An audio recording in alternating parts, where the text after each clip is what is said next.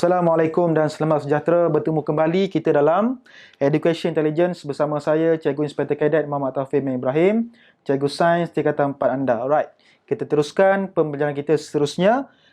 Subtopik seterusnya iaitu pembentukan imej oleh alat optik. Alright, so alat optik yang seperti kita tahu, alat optik ni mesti ada kanta ataupun cermin. Itu namanya alat optik. Alright, so apa sebenarnya alat optik itu? Sebelum tu kita buat latihan dulu. Alright, yang saya bagi sebelum ni, yang pertama, berikut adalah ciri-ciri imej yang terbentuk oleh kanta cembung.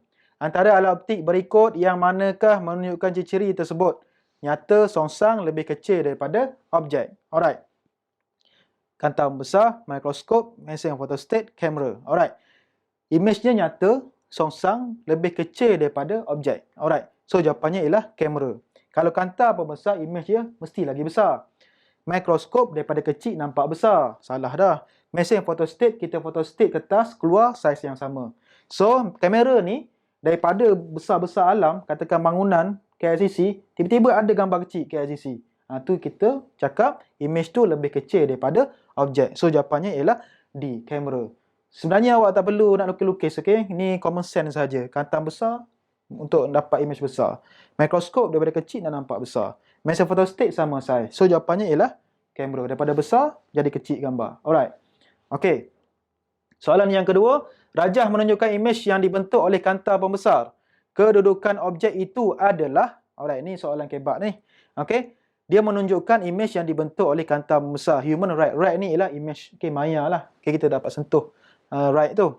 Okey, jadi kedudukan objek itu adalah, kita refresh balik. Macam mana kedudukan objek untuk kanta pembesar tu. Okey. So, jawapannya ialah kurang daripada jarak fokus. Kanta pembesar ni, dia mesti objek itu berada kurang daripada jarak fokus. Nanti kita pergi kepada kanta pembesar alatan optik ni. Okey, kita explain lain kali. Alright. Okey, yang ketiga, rajah menunjukkan kanta cembung dengan jarak fokus 10 cm. Diletakkan pada jarak 15 cm daripada objek. Okey, ini ialah titik fokus dia 10 cm, tapi objeknya berada 15 cm. So, dia berada lebih besar daripada F lah. Apakah ciri-ciri imej yang akan terbentuk? Yang ni kena lukis sajalah. Okey. Lukis, pergi kat sini, ni pergi kat sini pula. So, boleh lukis sendiri. Saya tak nak bazirkan masa. Awak dah hebat dah lukis sebelum ni. Alright, so apakah ciri-ciri imej yang terbentuk? Jawapannya ialah nyata, songsang dan mengecil. Okey. Okey, kita teruskan kepada subtopik kita, pembentukan imej oleh alatan optik. Apa itu alat optik? Okey, alat optik ialah alatan yang digunakan untuk meningkatkan tahap penglihatan seseorang terhadap objek. Okey, kita sangat terbatas penglihatan kita. Kalau saya lainlah, saya ada ilmu. Okey, saya boleh tengok awet saya dekat Afrika, tu lain, tu alam maya. Alright. So, alatan optik ni kita nak meningkatkan kecekapan tahap penglihatan kita. Sebab itulah terciptanya teleskop untuk tengok bulan bintang. Kita binokular untuk tengok benda yang jauh. Mikroskop nak tengok kuman-kuman benda yang kecil. Kanta pembesar nak tengok makhluk-makhluk yang kecil ataupun tulisan-tulisan yang kecil. Itu ialah alatan optik. Dia nak membantu kita punya penglihatan. Alright. Okay. So, contohnya mata kita. Mata kita memanglah kalau tak ada mata, tak boleh tengok lah. Okay. Kamera. Kamera lubang jarum. Ni ialah kamera paling ringkas. Okay. Ni ialah bapa moyang kepada kamera ni lah. Ni kamera lubang jarum. Teleskop. Seterusnya kanta pembesar dan periskop. Alright. So, kita pergi kepada alat-alat optik ini. Macam mana dia punya aplikasi ataupun cara kerja dia. Alright, kita pergi satu persatu. Yang pertama, mata. Okey, kita kena tahu mata. Sebab kita ni, setiap orang mesti ada mata. Alright. Mata merupakan alatan optik yang boleh memfokuskan objek daripada pelbagai jarak yang berbeza. Okey, kita boleh tengok objek jauh, objek dekat secara automatik. Okey. Alright. Kebolehan kanta mata mengubah ketebalan dikenali sebagai akomodasi. Okey, kanta mata kita ni dia ada tebal, ada nipis. Okey, yang tu dinamakan sebagai akomodasi. Okey, dia boleh adjust kita punya ketebalan ataupun kurang tebal semua tu. Ini dinamakan sebagai akomodasi. Otak silium pada mata boleh mengendur dan mengecut untuk mengawal ketebalan kanta memfokus objek. So, akomodasi ni dikontrol oleh otak silium. Otak ni lah yang kawal kita punya pembesaran kanta tadi tu. Alright. Iris bergantung mengawal jumlah cahaya masuk. Sebab itulah kalau silau, mata kita sepet je. Bila kita tak cukup cahaya, mata terang pula. Tu semuanya kerja iris. Okay, dia kontrol cahaya yang masuk daripada masuk ke dalam mata. Okay, sebab cahaya mesti masuk ke dalam mata, bukannya cahaya keluar daripada mata. Alright. Imej terhasil pada retina adalah nyata, songsang dan lebih kecil. Sebab kita kat luar ni tengok benda yang besar. So, objek kat luar besar, bila masuk dalam mata mestilah lebih kecil. Okay, sebab kita nampak semuanya. Okay, so tengok ni macam gambar rajah mata. Okay, otot bersilia. Otot cilium kat sini. Ni yang kontrol kita punya kanta. Ni kanta mata kita. Okay, ni iris. Dia boleh kecil boleh besar. Nak kurangkan masuk cahaya, ditutup sikit. Kurang cahaya, nak bagi cahaya masuk, dibuka sikit. Alright. So, ni ialah retina, tempat di mana imej ditafsirkan, dihantar ke otak. Okay. Retina ni kalau dalam kamera macam filem lah. Ambil gambar, filem gambar kan. Retina macam tu lah. Kita nampak, retina yang nampak imej apa yang kita tengok. Alright. Okay. So, klorodia ni ataupun kloroid ni ialah lapisan gelap yang tak nak bagi cahaya dipantulkan. Okay. Kalau tak bercahaya mata kita. Okey, ni ialah gelap lah dia untuk menghalang cahaya dipantulkan. Okey. Katakan objek kita tengok, okey, sinar cahaya masuk, okey, daripada objek masuk ke dalam mata, terus pergi ke retina. Alright? So kita nampak image tu ialah maya, songsang, lepas tu dikecilkan. Alright? Tu yang kita nampak. Alright. Mata. Tengok, kalau kita tengok objek yang jauh, okey, ni macam ni keadaannya. Tengok kanta ni menipis sikit. Okey, lepas tu bukaan mata kita tu dia macam tutup sikit. Okey, so masuk. Kalau dekat, kanta membesar. Okey, dia menebal. Semua tu kerja otot cilium lah. Alright. Kanta mata nipis. Panjang fokus bertambah. Okey, saya tak susun betul ni. Otot silia mengendur. Okey, kalau nak tengok objek jauh, otot silia akan mengendur. Kanta mata akan jadi nipis. Panjang fokus akan bertambah. Alright. So, cahaya fokus kepada retina. Yang penting, cahaya ni mesti titik bersilang di atas retina. Okey? Kalau tak bersilang atas retina, itulah kewujudannya rabun jauh ataupun rabun dekat. Okey. So, semua pergerakan mata kita ni dikontrol. Ada certain organ yang kontrol. Supaya cahaya masuk ke dalam mata bersilang di atas titik retina. Okey, kalau objek dekat, otot silia akan mengecut, kanta mata akan tebal, panjang fokus akan berkurang. Jadi cahaya akan fokus kepada retina. Okey, itu fungsi mata kita. Okey. Yang ini kita tengok kalau kita tengok kejadian yang kita alami lah. Okey. Iaitu rabun jauh dan rabun dekat. Kalau rabun jauh, kanta mata tidak dapat menipis. So otot cilium ataupun kita dah rosak ataupun kanta mata kita dah tak ada kebolehan nak tebal, nak nipis. So, sinar cahaya mencapah sebelum sampai ke retina. Kanta cekung mencapah sinar cahaya ke retina.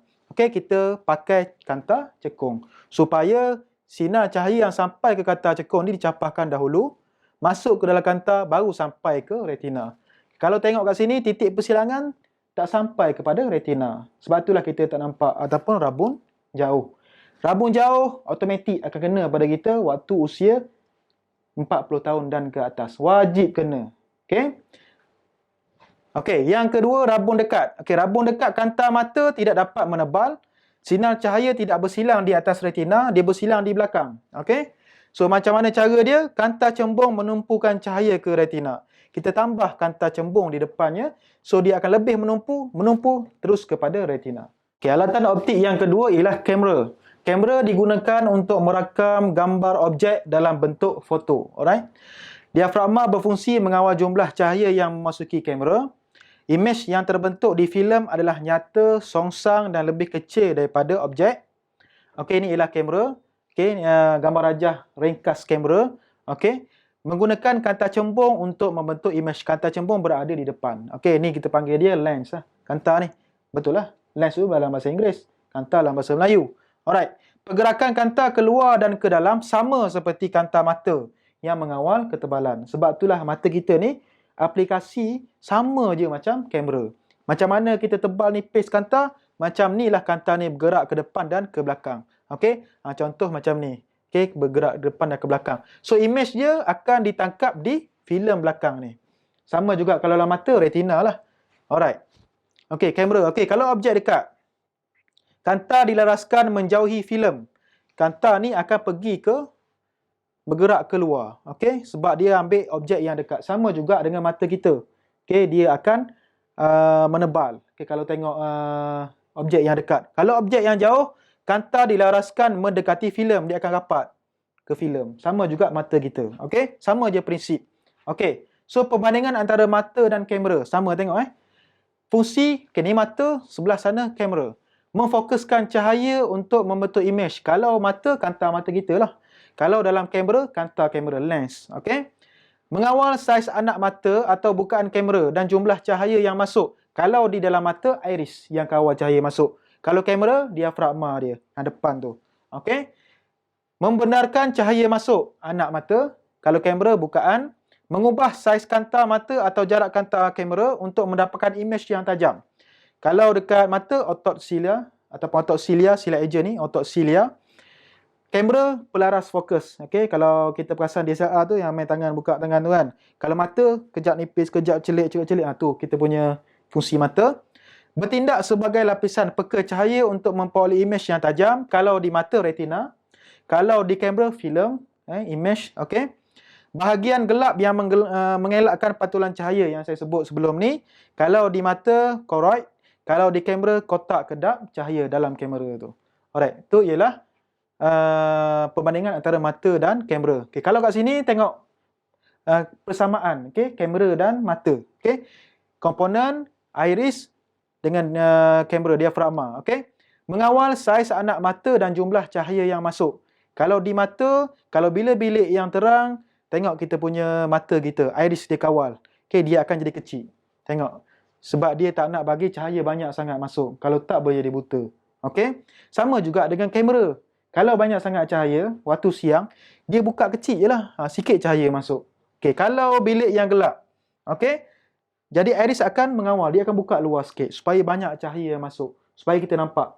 Gelap kan? Tak nampak? Bagi cahaya banyak masuk dalam mata. Sama juga dengan kamera. Dia bagi buka luas.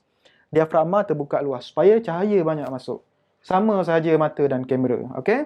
Mungkin pencipta kamera ni dia tengok kejadian mata kita kot. Fungsi dia lebih kurang aja. Okey, seterusnya alatan optik ialah kamera lubang jarum. Kamera lubang jarum ni ialah kamera yang paling ringkas. Okey, kamera yang paling ringkas terdiri daripada kotak kedap cahaya dengan satu lubang jarum. Pada lubang jarum maknanya lubang yang halus lah. Jarum tu kecil kan. Bukannya maknanya ada lubang ada jarum, tak. Saiz bukaan lubang tu sebesar jarum. Itu maknanya. Okey. Dengan satu lubang jarum pada hujung dan skrin loop cahaya atau filem pada hujung yang bertentangan. Ni ialah lubang jarum. Ni ialah filem yang bertentangan. So, objek kat depan.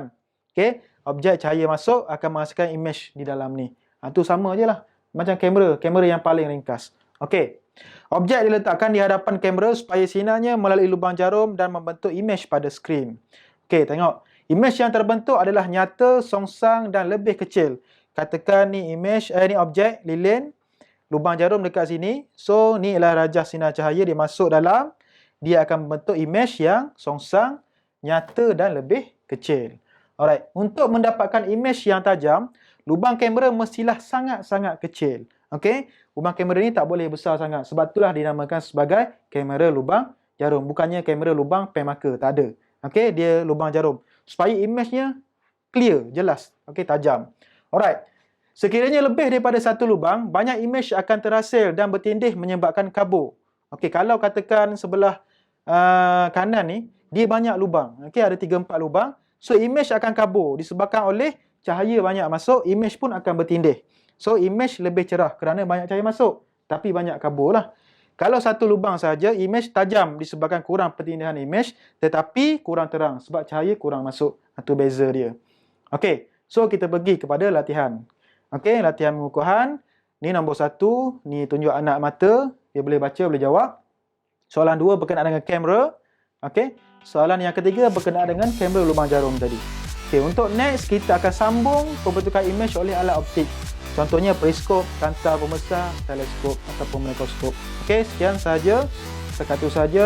Terima kasih. Assalamualaikum dan selamat sejahtera.